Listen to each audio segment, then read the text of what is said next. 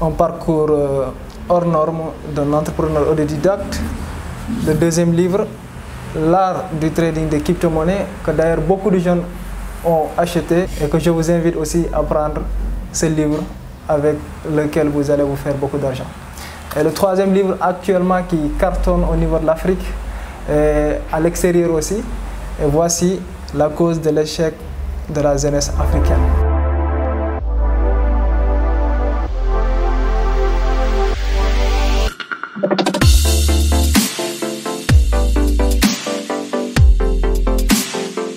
Assalamu alaikum à tout le monde. Bonjour, bonsoir selon l'heure que vous visionnez cette vidéo. Aujourd'hui, on est encore avec le PDG de Vision d'Afrique qui est Amadou Seck. Il va nous parler de ses œuvres. Il a écrit 3 livres avec lesquels un parcours hors norme d'un entrepreneur autodidacte. Le deuxième livre, l'art du trading des crypto-monnaies, que d'ailleurs beaucoup de jeunes ont acheté et que je vous invite aussi à prendre ce livre avec lequel vous allez vous faire beaucoup d'argent. Et le troisième livre actuellement qui cartonne au niveau de l'Afrique et à l'extérieur aussi. Et voici la cause de l'échec de la jeunesse africaine. Bonjour Monsieur Seck. Oui, bonjour Monsieur Kandé. En tout cas, c'est toujours un plaisir de partager avec toi, de partager avec ta communauté aussi. Comme voilà, moi je m'appelle Amadou Seck. Comme il l'a dit, fondateur de Vision d'Afrique, donc j'adore partager mon expérience à travers les petites formations, les voyages et tout ça. Et aujourd'hui, à chaque fois que je voyage, on fait des séminaires. Après le séminaire, les gens veulent que je continue à rester, à leur partager. Et malheureusement, je ne peux pas rester quelque part longtemps à cause de nos différentes activités. Et je me suis dit qu'à travers mes écrits, moi je peux partir, mais les écrits peuvent rester avec ces gens-là. Ce qui m'a motivé à écrire tous ces livres. Chaque livre aussi a sa particularité parce que c'est des domaines sur lesquels j'évolue aujourd'hui. Okay. Merci beaucoup, merci pour votre engagement à la jeunesse africaine. Et je dis souvent qu'il est temps de partager les expériences que les gens ont actuellement et qui le mettent sur papier et qui le laissent que les gens en bénéficient. Un entrepreneur autodidacte. Est-ce que vous pouvez revenir un peu sur le parcours hors norme d'un entrepreneur autodidacte? Oui, le livre Parcours hors norme, l'objectif du livre même, au départ, ce n'était pas de parler de moi.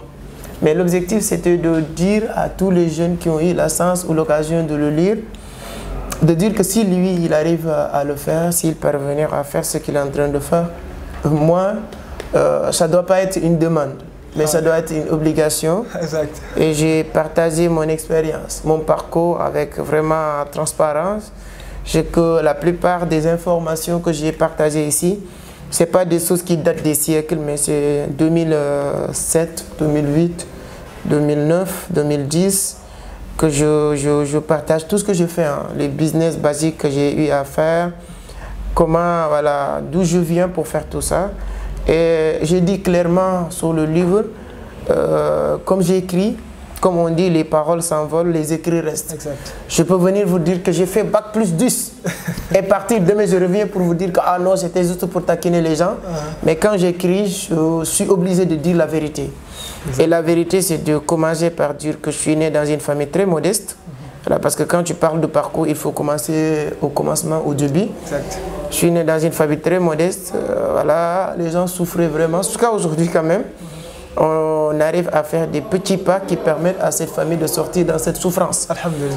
Mais voilà, je le dis que donc ne viens pas dans mon bureau pour me dire que c'est difficile chez moi. Tout le monde a vécu ses difficultés. Exact. Moi, ce que je veux, ce que j'attends chez les jeunes, c'est de venir me dire c'est difficile, voici ce que j'ai en train de faire. À partir de là, j'aurai mes mots à dire. Non, ce que tu fais, c'est bien, mais oriente-toi sur ça, sur ça. Voici la manière dont tu dois le faire pour aller plus vite, pour changer les choses. Exact. Mais viens me dire que j'ai vécu, voilà, ma mère, elle est comme ça, mon père fait ça, non. J'ai dit ça dans le livre, j'ai tout développé et ensuite, maintenant, lorsque je suis rentré dans le vie actif, quand tu es jeune, quand tu es un être humain, à partir de 15 ans, tu dois comprendre que tu dois entrer dans la vie active. Exact. Vie active maintenant de chercher à comprendre comment te prendre en charge toi-même. Tu dois savoir que tu dois te prendre en charge toi-même. Et c'est à partir de là que j'ai commencé à me battre et faire tout ce qu'il faut faire. vendre des sachets plastiques, faire beaucoup de choses, en tout cas des business basiques, jusqu'à la création de Vision d'Afrique, jusqu'à la création, comment ça s'appelle, organisation des séminaires, des forums, des formations, lancement de ces marchés. Et à partir de là, jusqu'à 2018, j'ai rencontré notre univers, l'économie numérique et tout. Et je me suis dit que je vais partager cette expérience pour dire à tout jeune qui va eu la chance de lire, de comprendre que lui aussi il peut faire. Exact. Il suffit juste, moi je dis que je suis pas intelligent, je suis bête même au contraire. Mais par contre, je me suis battu pour faire ce que j'ai en train de faire. Donc si la personne qui nous regarde a il ne reste qu'une petite connaissance ou intelligence, il peut faire 10 fois plus que moi, plus rapide que moi. Exact. Donc c'est pourquoi le livre Parcours hors normes, lorsque j'ai parlé, l'objectif ce n'était pas de parler de moi, mais c'est de parler des clés du succès en entrepreneuriat. Mais les gens que j'ai partagé le livre qui m'ont dit que non, ce qu'on a lu, il faut que le livre reflète de toi. C'est à partir de là qu'ils ont trouvé un nom pour dire parcours hors norme d'un entrepreneur autodidacte. Mais moi j'aime bien les clés du succès, c'est pourquoi on a mis suivi des clés du succès, parce que sur la deuxième partie, je dis comment j'ai fait pour devenir, parce que quand vous lancez un business, tu es le commercial, tu es le secrétaire, tu es tout. J'ai tout détaillé dans le livre. Vraiment, l'objectif, c'est que toute personne qui lit le livre comprenne, comme on l'a dit sur le résumé, que sur l'alphabet, il n'y a pas que lettre A. Il y a d'autres 25 lettres. Ne pas comprendre le A, ça ne veut pas dire que tu ne dois pas comprendre B ou Z. Ça veut dire aussi qu'il n'y a pas qu'une seule voie pour réussir. Il n'y a pas qu'une seule voie pour s'en sortir. Beaucoup de personnes qui stagnent aujourd'hui, c'est des gens qui pensent qu'il n'y a qu'une seule voie. Dès que cette voie est fermée ou coupée, ils pensent que c'est fini pour eux. Il y a d'autres milliers d'autres voies qui sont à côté, mais qu'ils n'arrivent pas à voir. C'est pourquoi vraiment le livre Les clés du succès en entrepreneuriat. Merci beaucoup. Venez prendre le livre, vous allez comprendre les clés du succès en entrepreneuriat. C'est aussi simple que bonjour. Et c'est pas cher, et c'est donné à tout le monde. Soyez des personnes qui aiment ce qu'ils font. Et lui, il a aimé ce qu'il a fait. C'est ça qui lui a mené aujourd'hui jusque là où il est aujourd'hui. Donc, sans plus tarder, nous allons passer à l'art du trading. Le livre que j'aime le plus en fait. Ouais. C'est le livre là où on se fait de l'argent en fait. Exactement. Il faut l'appliquer, apprendre et l'appliquer. L'art du trading des crypto-monnaies. De 100 $ à 10 000 $, de 10 000 $ à 1 million $. Et moi, j'aime tellement l'argent que si je parle, je ne parle pas à coup de milliers, je parle à coup de millions de dollars. Exactement. Qu'est-ce qui vous a motivé réellement à écrire ce livre? Ce qui vous a poussé à écrire l'art du trading des crypto-monnaies actuellement? Comme vous le voyez, le livre est là. Oui. C'est pas cher aussi, c'est à donner. Donc, une fois que vous êtes prêts, les 3 livres, vous prenez, vous les lisez en 1 mois et je vous assure que vous allez avoir un succès énorme. Donc, l'art du trading, je peux dire que c'est toujours la continuation de ce qu'on est en train de faire. Comme j'ai dit sur la première partie, premier livre, parce que je voulais partager ce que j'ai eu à faire et je pense que chaque personne qui fait la même chose aura les mêmes résultats ou plus. Jusqu'à 2018, j'ai commencé les business comme ça, tous les business, je fais tout. Jusqu'à 2018, j'ai eu la chance d'entendre parler, d'être informé sur l'existence de Bitcoin. J'investis un peu parce que, comme j'aime bien dire, quelqu'un qui est à terre, il ne doit pas avoir peur de tomber. Parce que quand tu es à terre, tu ne peux plus tomber. Mais beaucoup de jeunes, c'est des jeunes qui sont à terre, mais qui ont peur aussi de tomber. Je ne sais pas où tu vas encore retomber. Et moi, lorsqu'on m'a parlé de Bitcoin, j'avais rien, je n'avais pas grand-chose. Mais en ce moment-là, j'ai dépassé vendre des sachets plastiques, des journaux. J'ai une boutique multiservice, cabinet téléphonique qui vend des crédits, des transferts d'argent, etc. Et en ce moment-là, on m'a parlé de Bitcoin. J'ai investi autour de 180 000. À l'époque, ces 180 000, c'était comme 180 millions. Tellement que c'était beaucoup à mes yeux. Et j'ai investi parce que je voulais vraiment sortir dans ma situation précaire, difficile que je vivais en ce moment-là. Tous les moyens, c'était bon. Et je faisais des choses sur lesquelles c'est après que j'ai compris l'importance, en lisant beaucoup de livres comme L'art de la guerre de Sun Tzu. c'est à travers l'art de la guerre de Sun Tzu que j'ai compris que tout ce que je faisais avant, c'était pas, je ne le faisais pas avec conscience, je le faisais avec inconscience.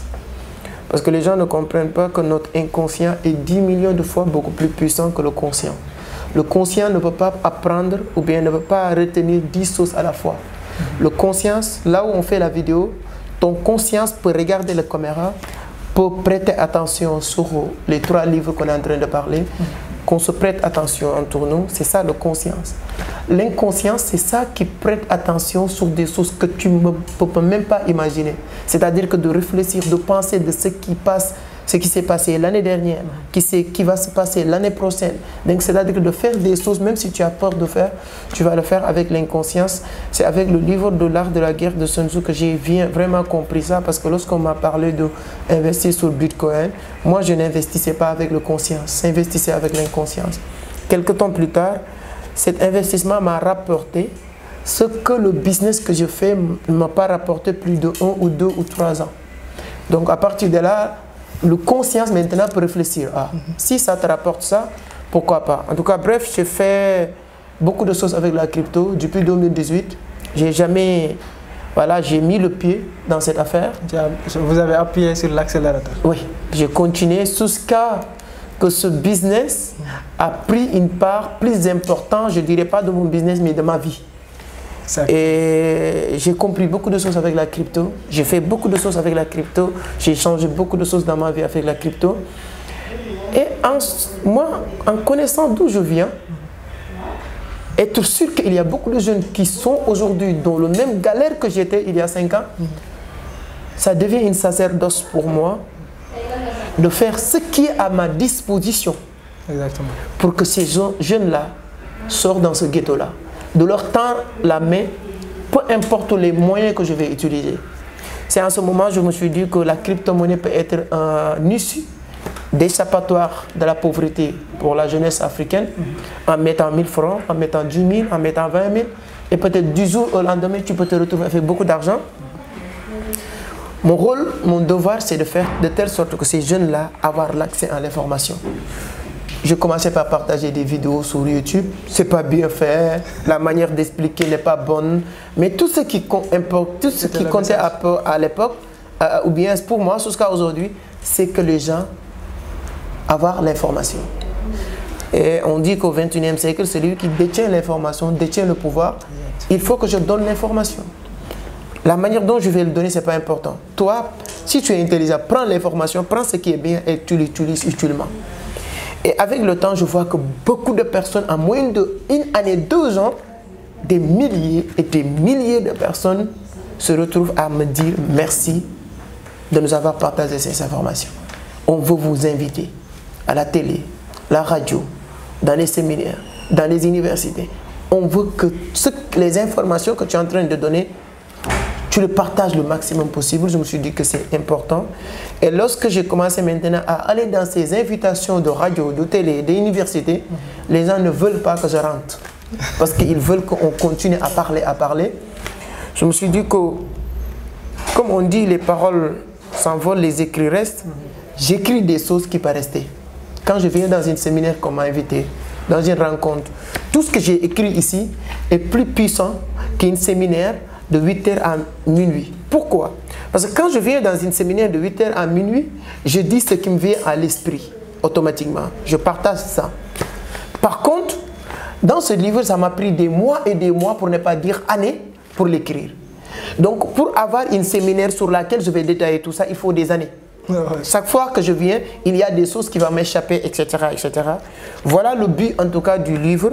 Et je suis très satisfait. Par rapport à les retours entre 2021 et 2022, il y a des milliers de personnes qui m'appellent, qui me disent que grâce à votre livre, j'arrive à créer mon compte Binance, j'arrive à acheter, j'arrive à vendre, etc., etc. Et aujourd'hui, on est satisfait du livre. C'est un très bon livre, pédagogique. Je peux dire que c'est une formation qu'on a partagée dans le livre L'art du trading des crypto-monnaies. Voilà, extraordinaire comme vous le voyez souvent. Il y a beaucoup de livres que nous achetons, nous lisons, alors qu'il n'y a pas de développement personnel, il n'y a pas de stratégie marketing, ni de comment vous voulez réussir votre vie si vous passez tout votre temps à lire des choses que les gens ont lues pendant des siècles, alors ils n'ont développé rien du tout. Aujourd'hui, il y a beaucoup de jeunes qui sont parvenus à réussir grâce à la lecture, surtout à la crypto-monnaie. Voyons aujourd'hui, on dit que la crypto-monnaie c'est de l'arnaque. Dans le monde où nous évoluons, il y a beaucoup d'arnaques. Mais vous prenez l'information et recherchez la personne qui vous a donné l'information si elle est réelle. Ici, c'est réel. Vous venez, vous découvrez, vous voyez la personne et elle vous met dans de très bonnes conditions, dans une voie là où vous pouvez réussir et passer à l'action. Et cela pour introduire un livre qui m'a beaucoup marqué et que je veux qu'il développe quelques questions que je vais lui poser, qu'il va vous développer pour que vous puissiez comprendre vous aussi. C'est quoi la cause de l'échec de la jeunesse africaine? La première question que vous devez noter est qu'une jeunesse complexée, on est très complexé. La vie même, on est très complexé. La deuxième question, on est dans le système des politiciens comme référence. Un politicien n'est jamais une référence. Un entrepreneur, si, il est une référence parce qu'il est en train de créer des emplois, il est en train de faire évoluer sa localité, son continent, son pays et pourquoi pas le monde. Parce qu'on a vu des entrepreneurs qui ont fait ça. Et aujourd'hui, on est avec quelqu'un qui est en train de parcourir l'Afrique pour créer des emplois et un peu partout. Et la dernière question qu'il va nous expliquer, c'est les réseaux sociaux, les gars. Les réseaux sociaux. Sans plus tarder, M. Seck, vous allez un peu expliquer aux internautes, à la jeunesse africaine et au monde entier, pourquoi la jeunesse africaine surtout, pourquoi elle est complexée et comment ils doivent faire pour sortir du complexe et bâtir leur vie et réussir. Donc je pense que le livre La cause de l'échec de la jeunesse africaine, c'est une diagnostic.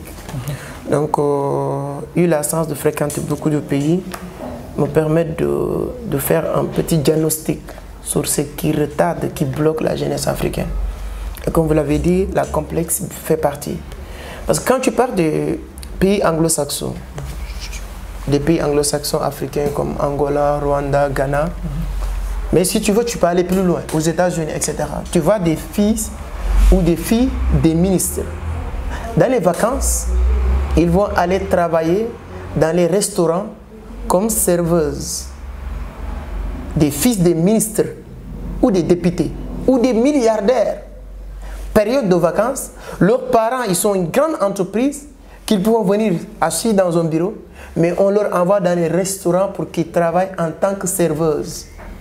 Et à partir de ce travail, qu'ils vont construire petit capital pour créer une entreprise, son père vient maintenant pour l'appuyer.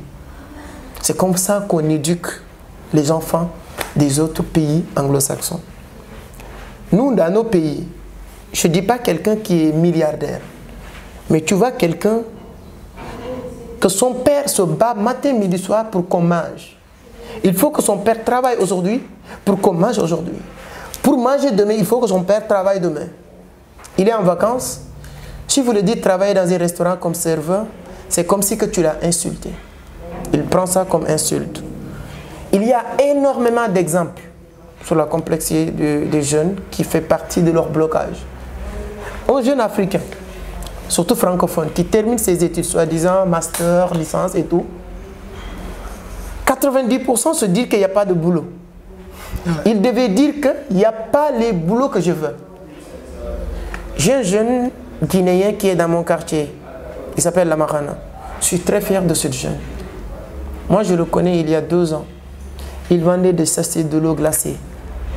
Je le connais. Il est dans mon quartier. C'est là-bas que j'achète des bananes jusqu'à aujourd'hui. Il vendait de l'eau glacée. Quelque temps plus tard, je le vois vendre des colas avec une assiette et tout. Quelque temps plus tard, je le vois mettre dans notre quartier, petite table, avec voilà, bocage, il met ses colas et bananes. Pour résumer, aujourd'hui, il a une grande supermarché, ce que je te dis. Moi, le mois passé, c'était à Abidjan. À mon retour d'Abidjan, je suis passé à son... J'étais surpris de ce qu'il a fait dans cette place, magasin même. C'est-à-dire que des vitres aluminium. Lorsque je vois C'est quelqu'un aujourd'hui qui peut employer 2 masters, 2 licences ici au Sénégal. Et il a construit tout ça en moyenne de 2 ans. Je ne veux pas dire que tous les jeunes doivent faire ça. Mais pour dire que il y a d'autres choses même qui sont plus rentables que ce que j'ai besoin à faire. Moi, j'ai mes propres frères, de même père ou de même mère. Si vous leur dites d'aller vendre des lots glacés, ils ne vont pas le faire. Ils ne vont pas le faire. Moi, je fais des business. Pour construire ce que j'ai construit, je suis sûr à 1000%. Mes propres frères de même mère et de même père, ils ne vont jamais le faire. Même s'ils ne vont pas avoir quoi manger. Je ne vais pas leur blâmer. C'est leur système qui leur formatait à cette manière. Depuis l'école, depuis le bas âge. Si aujourd'hui l'école, le système éducatif, comme les Américains, on met dans leurs notes le travail étudiant que tu fais, ça leur donne, c'est-à-dire qu'on te dit qui fait tel travail, fait partie de leurs notes. C'est-à-dire qu'il faut trouver un moyen de motiver la personne de faire quelque chose. Exactement. Donc, une partie, c'est leur faute, une partie, ce n'est pas leur faute. Donc, les responsabilités sont partagées. Mais maintenant, si toi, tu n'as pas le choix, tu dois faire quelque chose. Tu sais, moi, j'ai des... Pour terminer sur ça, on est au Sénégal. Tu vois des jeunes qui ont quitté des villages, arrivés à Dakar. Au bout de 2 ans, 3 ans, ils vont construire des choses grandioses. Ceux qui sont nés ici, ils ne vont jamais le faire. Parce qu'aujourd'hui, ça va être encore pire. Il n'y a pas d'emploi. Il y a plusieurs. Si j'ai ma soeur et j'ai un cousin qui vend des poissons fumés, si mon frère, mon cousin demande à ma soeur de venir travailler pour elle, pour lui payer 300 000 par mois, elle ne va pas le faire. Mais si on l'appelle à la banque pour lui payer 75 000 par mois, elle va le faire. Quel est le but maintenant? Quel est l'objectif? Tu veux s'en sortir? Tu veux gagner de l'argent? Ou tu veux montrer les gens que tu es dans un bureau? Et il y a certains jeunes qui sont prêts à travailler dans un bureau sans être payés, sans apprendre rien. Que de travailler dans un magasin ou bien dans un certain environnement et payer 200 000 par mois. Donc le complexe des jeunes, allez au-delà. Si vous allez dans les universités, les jeunes, ils sont peur de parler français. Exact. Ce n'est pas parce que c'est des jeunes qui ne savent pas. La jeunesse africaine ou sénégalaise surtout, ils sont tellement intelligents. C'est ici en Afrique que tu vois des jeunes qui n'ont jamais appris le mécanique, capable de réparer des voitures. Si vous allez dans les garages mécaniciens, les gens qui réparent les voitures, ils n'ont jamais appris le mécanique à l'école. Ouais. Ça n'existe nulle part dans le monde. Je fais mes investigations. Si vous allez au Canada, aux États-Unis, pour faire le mécanique, réparer des voitures, il faut aller apprendre ça des années, avoir ton diplôme, pour vous dire le niveau de compréhension, comment il est différent.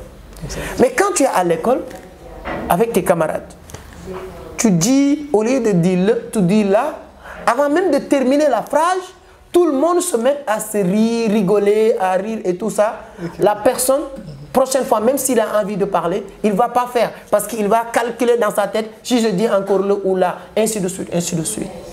Donc, c'est profond, c'est pourquoi je l'ai développé dans le livre. En tout cas, la jeunesse est complexée et ça, c'est l'une des choses qui tue la jeunesse africaine. C'est déjà développé. Donc, c'est à vous de prendre vos responsabilités et de sortir de votre zone de confort. On est dans un monde là où le complexe ne nous mènera à rien du tout. Et la deuxième question est pourquoi on ne doit pas avoir une référence?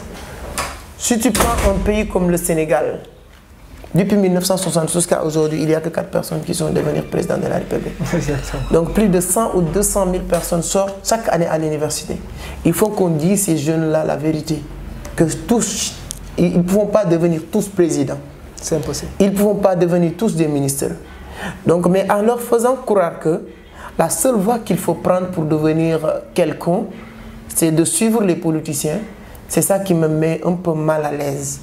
C'est pourquoi je dis, les politiciens, c'est ici uniquement en Afrique de l'Ouest, surtout que tu vois des politiciens qui n'ont pas de métier. La politique n'est pas un métier. Ouais. Tu dois avoir ton métier, tu travailles pour quelque chose et il y a un moment donné, tu veux contribuer avec tes temps libres. La politique, il y a certaines personnes, c'est loisir même. Tu aimes vraiment partager, tu aimes apporter quelque chose pour l'humanité et tu fais la politique comme ça. Mais si les jeunes aujourd'hui, quand tu pars à l'université, il y a plus de 1000 groupe politique des étudiants. Université, c'est temple du savoir, ce n'est pas une arène politique. Ouais. Et c'est l'une des choses qui bloque beaucoup de jeunes.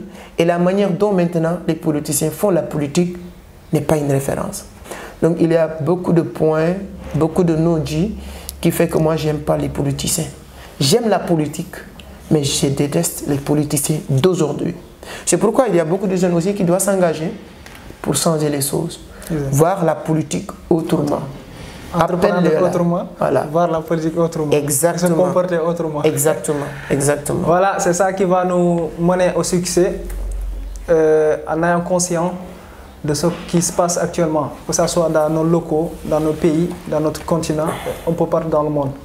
Le digital est là, tout est à portée de main. C'est à vous de décider qu'est-ce que vous voulez faire, qu'est-ce que vous avez envie de faire, et dans quel domaine et comment vous voulez le faire. Et notre dernière question à M. Seck sur la cause de l'échec de la jeunesse africaine, que je vous invite à acheter. Ce livre, il est impératif à tout le monde en fait. Achetez ça, comprenez, faites encore plus de recherches et vous allez comprendre pourquoi vous devez sortir de là où vous êtes pour parvenir à vous améliorer. Et la dernière question est que les réseaux sociaux. Les réseaux sociaux, on en parle de gauche à droite, il y a beaucoup d'arnaques et tout. Mais aujourd'hui, il va nous expliquer pourquoi il a parlé des réseaux sociaux pour que vous puissiez comprendre c'est quoi les réseaux sociaux, quels sont les avantages et les inconvénients et comment vous devez travailler avec les réseaux sociaux. C'est très intéressant. Aujourd'hui, on ne peut pas contourner les réseaux sociaux. Si les gens vont regarder cette vidéo, peut-être c'est à travers les réseaux sociaux. Donc aujourd'hui, on ne peut pas contourner les réseaux sociaux. Si les gens vont regarder cette vidéo, c'est à travers les réseaux sociaux. Il n'y a pas quelque chose de plus utile aujourd'hui que les réseaux sociaux. Par contre, les Africains n'utilisent pas les réseaux sociaux la plupart du temps, ou la majorité, utilement. Ou bien ils n'utilisent pas ce qui est positif sur les réseaux sociaux. Ils l'utilisent négativement. Ce que j'ai remarqué en Afrique, pourquoi je dis les réseaux sociaux font partie des causes de l'échec de la jeunesse africaine, cette vidéo qu'on est en train de faire, même s'il y a 10 personnes qui vont regarder, ces 10 personnes ne vont pas partager. Je leur lance le défi.